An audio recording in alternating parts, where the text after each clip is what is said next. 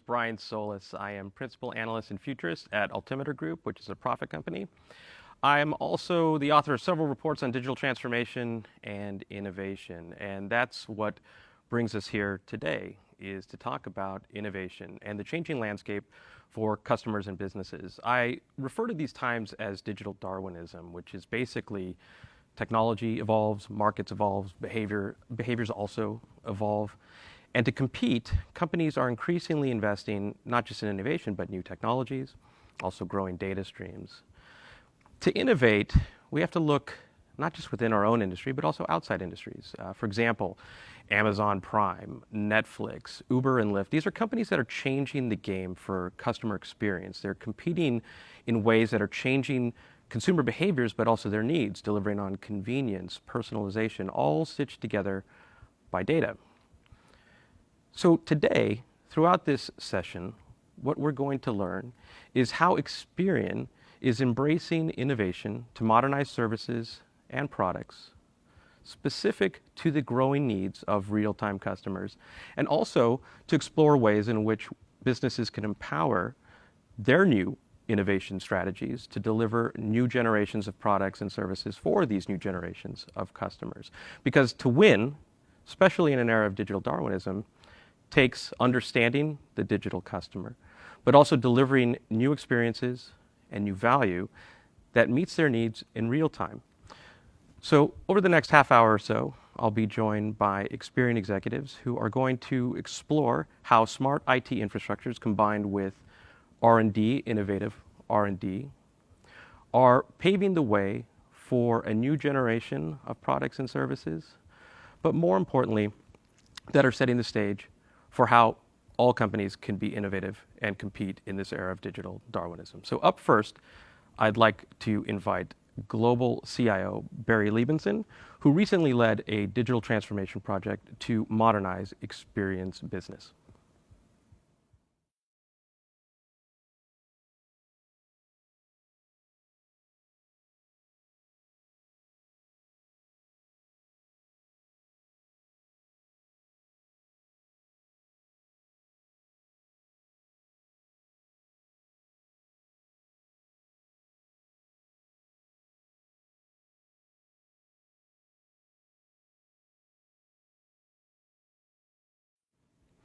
Barry, thank you for joining us. Pleasure. Thanks, Brian. It's really my pleasure, and hopefully we will all learn something new here. So a lot of companies boast about their digital transformation. In fact, digital transformation and innovation are probably the two most common buzzwords that I hear in the industry today. But how have you and your team helped differentiate Experian through your investments in digital transformation and innovation?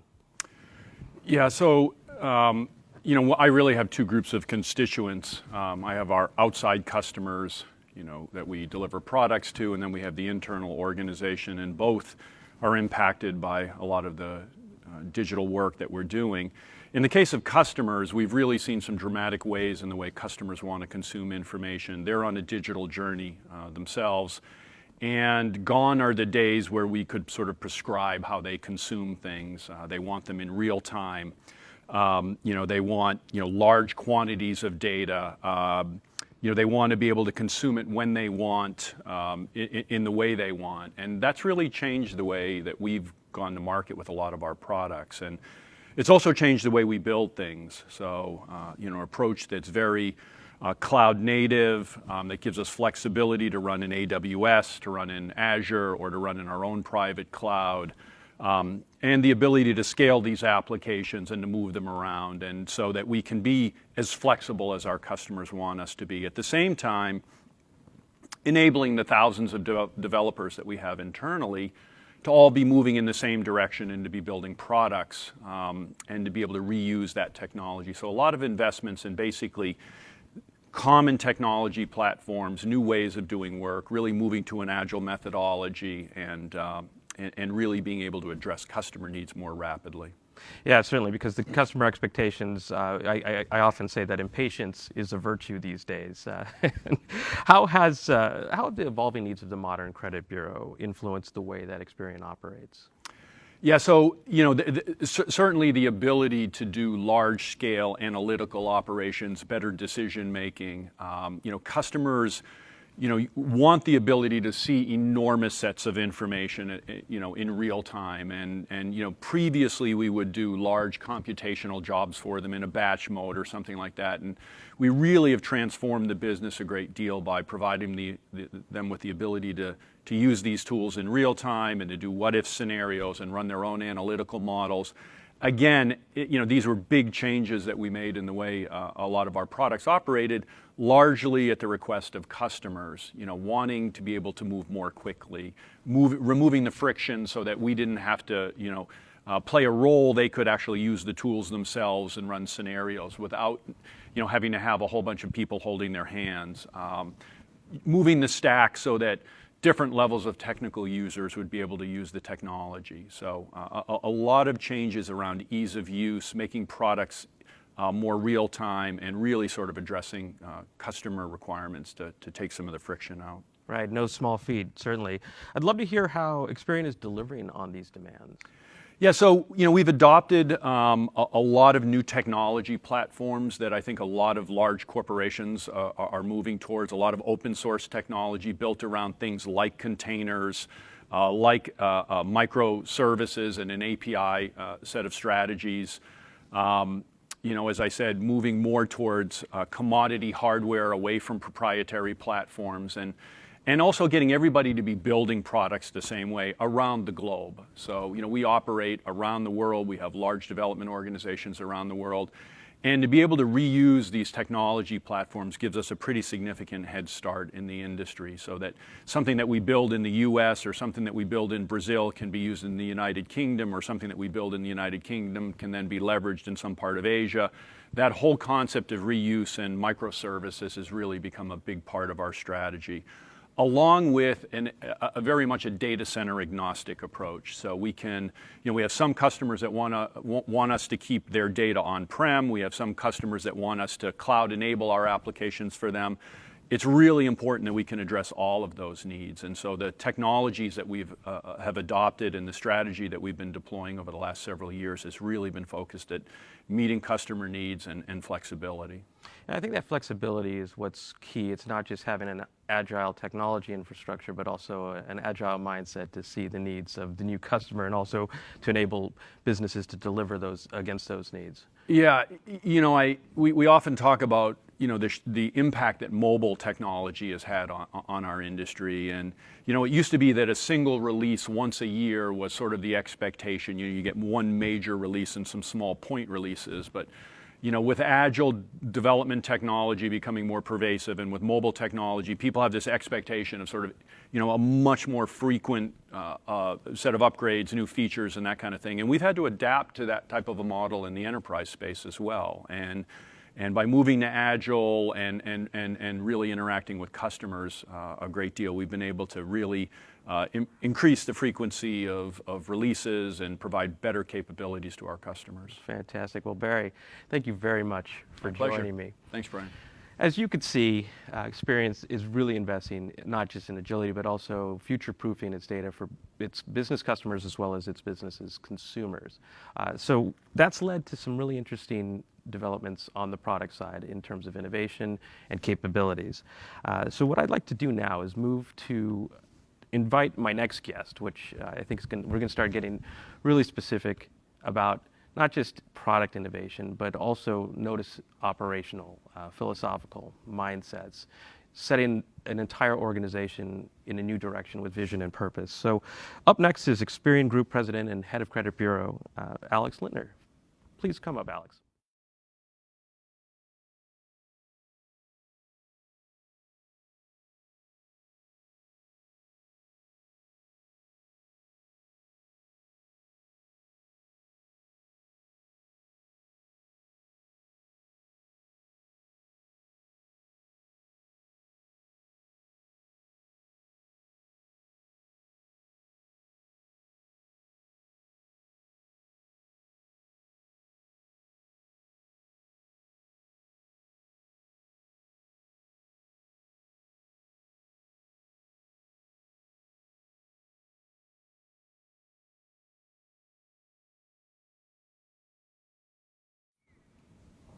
Alex, Thank Brian. you for joining me. Yeah, nice to see you. Yeah, it's nice to see you as well. I've been all 5 minutes since our rehearsal time. Yeah, exactly. We just heard from Barry about the development of Experian's dedicated IT infrastructure as well as the agility. But can you please elaborate on the role that this infrastructure has played in modernizing your credit bureau? Yeah, I really see our consumer information services business here in the US, or the credit bureau as most people call it, and in fact our credit bureaus around the world as the primary beneficiary of this new technology infrastructure that Barry just described. See, we view ourselves as being the consumer's bureau. And being the consumer's bureau really means that we want to enable our customers, large lenders, or lenders of all sizes, to give the consumer what they want. And what they're looking for is less friction. Less friction means less time spent, less paper intensive, less tedious loan application processes, and fair interest rates. And that's what we want to enable for all loan types. So whether it's a credit card, whether it's a car loan or a car lease, whether it's a small personal loan, or even for the largest lending decisions that most families make, a mortgage, we want to deliver on that promise. And the second objective we have is we want to expand our reach. So we want to reach more customers and allow them to get the lending offers, the loan offers that they want in a safe way. So it needs to be safe for consumers on one hand, and on the other hand, it needs to give the lender accurate and comprehensive information so they can make a decision who is qualified. Interesting. So that's a great aim, and I'd love to hear what that looks like. So if you could share an example of transforming a business, that'd be great. Yeah, the example I'd like to share is our Ascend data platform. It essentially integrates analysis, development, and deployment of analytics and decisioning and production. And that with data inside that is the full suite of the credit history that we have on all credit eligible Americans, so all adults 18 years and older. So for 15 years of history, we have every trade line. And our customers can combine our data with any data that they want. So it gives them unprecedented breadth and depth, superior breadth and depth of data if they add third-party data that they choose to add, or of course their own data, which every client does.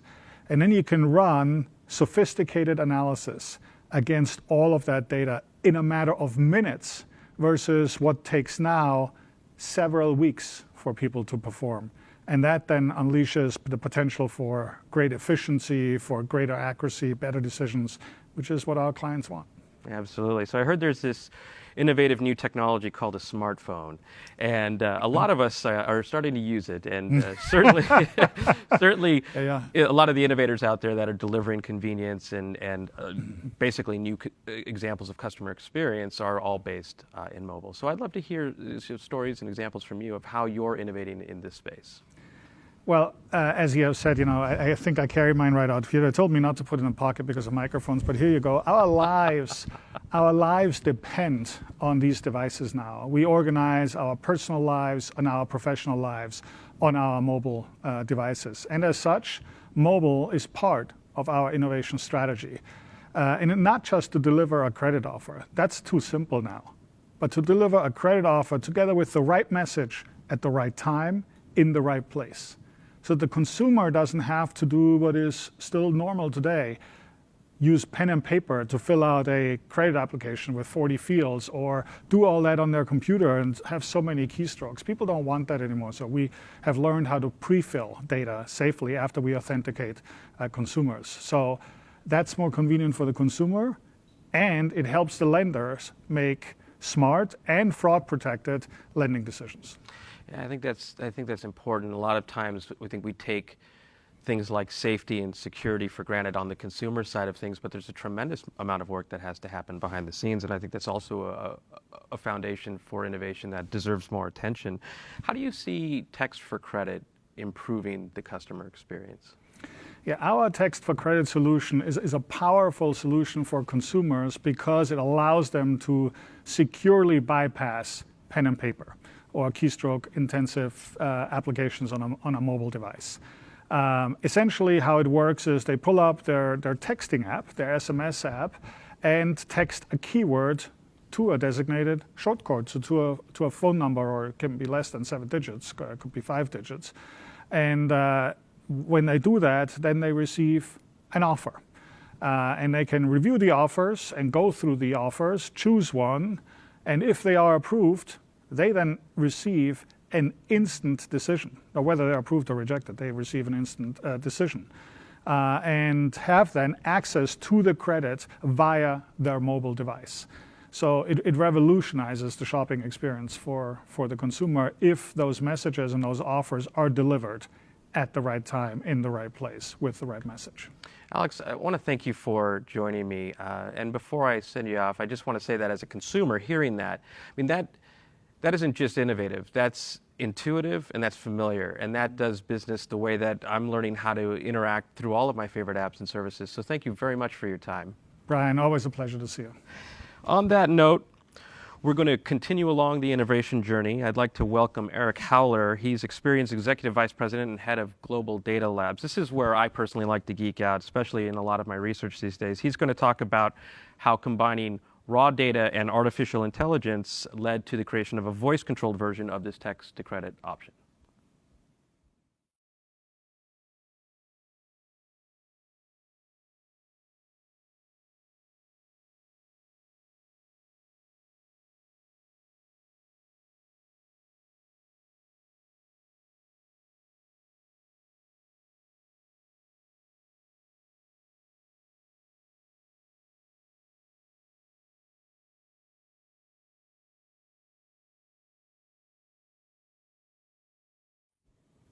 Eric, Brian. Great to see you. Same here. Thank you for joining me. So, a key part of innovation is powering opportunities for problems that may not even exist yet. And I think that's partly a great foundation for innovation itself. But how are you and Experian doing this? So Experian Data Labs is the R&D arm of Experian. We were created to push breakthrough experimentation, particularly around the fusion of data and artificial intelligence. We've built labs around the globe. We have a lab here in North America. We have one in London and one in Sao Paulo. And it's comprised of data scientists, engineers, product professionals that come together to solve client problems. A lot of the products that we're talking about in this session have all come out of our labs around the globe. Text for Credit, fantastic product, actually was a result of a lot of trial and error. In our labs, we get that freedom or flexibility to pivot and try to listen to the client's problem and figure out the best way to solve it. In that case, we went through beacons. We developed mobile apps that nobody wanted to download. We tried to integrate ourselves with Wi-Fi, and in the end, it was a simple technology that allowed for a seamless customer experience to thrive. I think Alex said it well in that Text for Credit was a great gateway to get past pen and paper. And we see another gateway around keyboards. You think about you're on your laptop or even on your phone and you're trying to type things in. It's one of those things that it's just nature of the beast. You can't get past it. And we see voice as that initial gateway. The challenge with voice though is especially when you're applying it to the world of credit, is we see that it could actually accelerate with the integration of display. If I don't know if you have an Alexa or Google Home device, Apple Home. When you're talking, it's great to play Jeopardy on. It's great to ask for the weather, play some music. But when you're getting into the world of credit, that selection process of what's the best credit product for me, given a certain object that I might be buying and I'm going to need access to credit for, it's not that straightforward to ask your Alexa device. But we do see this opportunity where when display is fused with voice, all of a sudden the shopping experience changes, and that access to credit seems to be more of a natural part of the whole flow. So actually, we've gone ahead and we have a demo. This is infrastructure we've already developed, and if it's okay with you, we'd love to share that. Alan Sang, who's a vice president of analytics within one of our labs, is demoing our Voice for Credit product. Now, in the video, we're catching it right after the shopping experience has occurred. So, actually, what we've done in our labs is we've developed a technology to assist in the shopping experience. So, in this case, if you're you see a car that you like, maybe you're watching television or you're on your laptop, you see a car that you like, taking that person through the entire experience of choosing the options, getting to see the inside of the car, the outside of the car, asking lots of questions, engaging in that space, and then when the right time comes, say, can I even buy this car? Do I qualify? And that's what this video is about.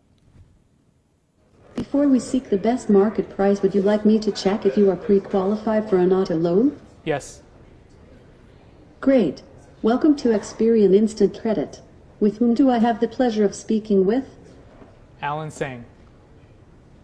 Hello, Alan. A 2018 Innovate Model E with the average accessory package has an MSRP of $45,982 plus taxes and license fees. There are 6 lenders that can offer you financing. With a 10% down payment, the best terms are with Innovate Financial Services. They are offering a 5-year, fixed rate of 3.29% and payments of $654.29 monthly. Would you like to begin the pre-qualification process with Innovate Financial Services? Yes. Okay, Alan. Please tell me your 5-digit zip code. 92121. Okay, Alan. Please view your information on the display and say confirm information to proceed. Confirm. Here is what Experian has found based on what you told me. Say apply now if the displayed information is correct. Apply now. Congratulations on the pre-qualification offer. Would you want me to contact the nearest dealership? Yes. The nearest participating dealership found. Would you like me to forward the offer so that you can begin the purchase process as soon as you arrive? Yes. Your offer has been forwarded to the dealership of your choice. Wow. So you're talking to, when I'm not an analyst, I'm a consumer, and you're talking to somebody who orders dog food from Alexa beyond just checking weather. So with a clear expectation for voice power credit, why doesn't something like this exist? Why don't I have access to this yet? Well, you will. I think it's a matter of time. We're already in this space today. I mean, our consumer services group actually developed an Alexa skill that you can download. If you're a member of our service, you can check your credit and understand how your score is doing. And that's kind of where the market is right now for those types of skills. We are still waiting for a bit of the railroad to be knocked out before we go in a major way. And what I mean by railroad, I'm talking about Alexa and Google Home integrated with that display. So you see in that video, you see this full display experience. We know we're going to get there, and so we're a bit ahead of the curve on this one, but we're very excited about what opportunities are going to come out of it. Yeah, I'm excited. So thank you very much for joining me and for sharing your story. Oh, you bet. Hey, thanks a lot. With that, we're going to now move on to a conversation that's really about the underlying foundation for all of this stuff. I think that in many ways, as customers, we sort of take for granted all of the complexity behind protecting our identities. So I would now like to place the emphasis on safety and security. I'd like to introduce Experian Group President of Decision Analytics and Data Quality, Steve Platt.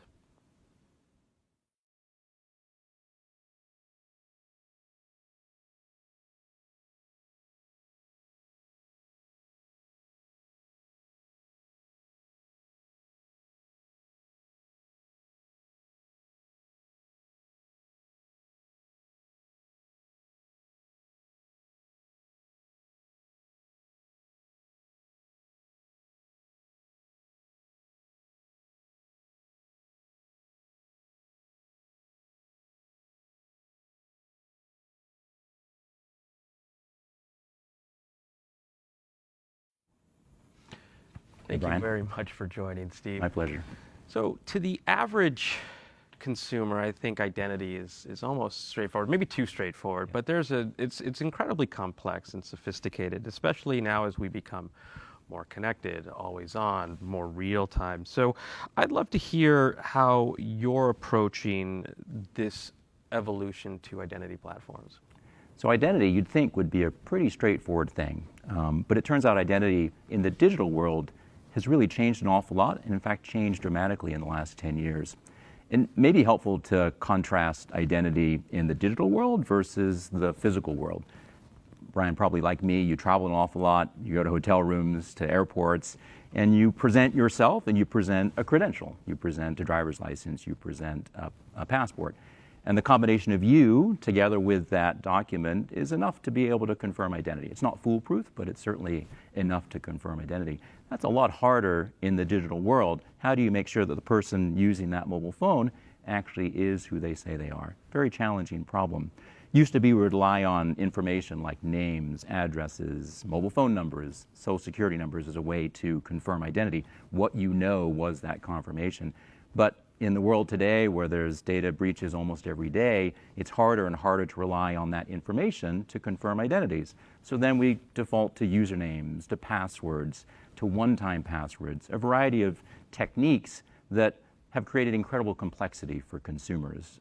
I have an awful lot of online accounts, I'm sure you do as well. The average user has between 7 and 8 different accounts. Over 10% of those users actually have the same password that they use for all the different accounts, which of course creates a challenge. So in that environment, and we poll the marketplace every year through our Global Fraud and Identity Report, we find that change has to happen. Authentication methods have to improve, have to develop, and that's an opportunity for Experian.